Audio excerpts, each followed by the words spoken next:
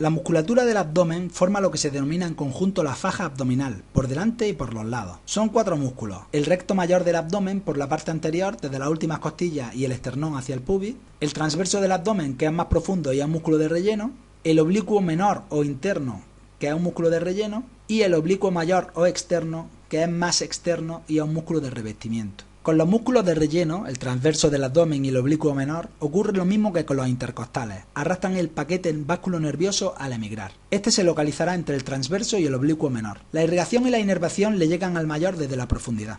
Estos músculos se forman por emigración de material mesodérmico de los miómeros de las últimos somitas dorsales y lumbar 1, que es de gran importancia. La función que cumplen en conjunto es de expiración. Intervienen en la flexión del tórax sobre la pelvis y de la pelvis sobre el tórax. La función de la faja abdominal reúne 3 acciones de prensa. La prensa antigravitatoria, que evita que caigan las vísceras por acción de la gravedad y las mantiene en su sitio. La prensa moderadora, que también se encarga de que la sangre que llega a estas vísceras, de irrigación muy rica, se devuelva al corazón contra la gravedad.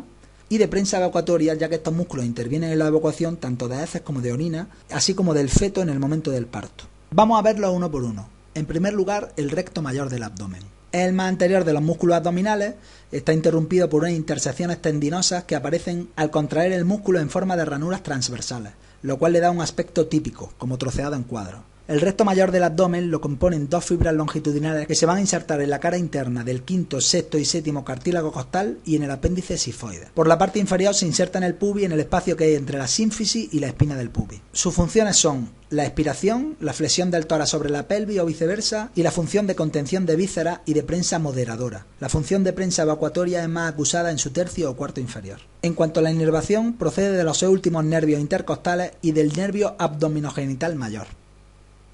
En el recto hay unas zonas transversas que hacen que las contracciones sean más efectivas. Generalmente son 4, pero no es raro que haya solo 3. Están la subsifoidea, la supraumbilical, la umbilical y la infraumbilical. Los músculos rectos están envueltos por una aponeurosis muy fuerte, la vaina de los rectos, a la cual se unen las intersecciones tendinosas. Cada uno de los rectos está envuelto por delante y por detrás por la vaina. En la parte media entre los rectos hay una unión entre las vainas en la que queda una zona reforzada, la línea blanca o línea alba. Vamos a ver ahora el músculo transverso del abdomen. Es el músculo más profundo. De todas las intersecciones de este músculo nacen fibras horizontales que se dirigen hacia la parte anterior del abdomen. Ahí terminan en una aponeurosis anterior que se une con la del transverso opuesto a nivel de la línea alba. De arriba abajo se origina primero en la cara interna de las 6 últimas costillas y segundo en las 5 apófisis costiformes lumbares por una aponeurosis posterior.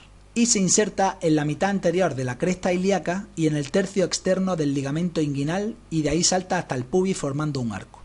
Entre sus funciones destacamos que interviene en la expiración, ayuda en la inspiración al fijar las inserciones costales del diafragma y participa de la triple función de la prensa abdominal. Está inervado por los 6 últimos nervios intercostales y por los abdominogenitales mayor y menor, ramas nerviosas que caminan superficialmente con respecto a él. Ahora tenemos el músculo oblicuo menor o interno. Este músculo es más superficial con respecto al transverso. Es un músculo de relleno que tapará el transverso. En medio de ellos se localizará el paquete vasculonervioso, formado por las ramas metaméricas de los 6 últimos intercostales y los 2 nervios motores procedentes de L1, que son el nervio abdominogenital mayor o iliohipogástrico y el nervio abdominogenital menor o ilioinguinal. Sus fibras musculares se dirigen hacia arriba y hacia adentro. Se origina en la cara interna de las 4 últimas costillas. Se inserta en la fascia toracolumbar, los 2 tercios anteriores de la cresta ilíaca y el tercio externo del ligamento inguinal y del pubis.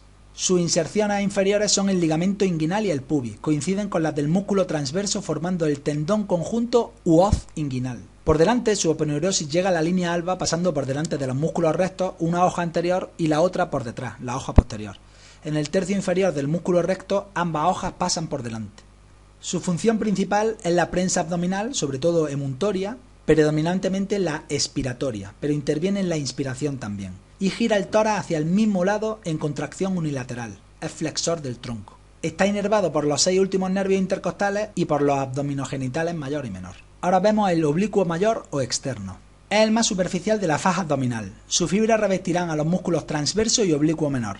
Se dirigen hacia abajo y hacia adentro, aunque las fibras superiores son prácticamente horizontales y las inferiores verticales. Se origina en la cara externa de las 8 últimas costillas. Se inserta en las interdigitaciones con el latísimo del dorso y el serrato mayor.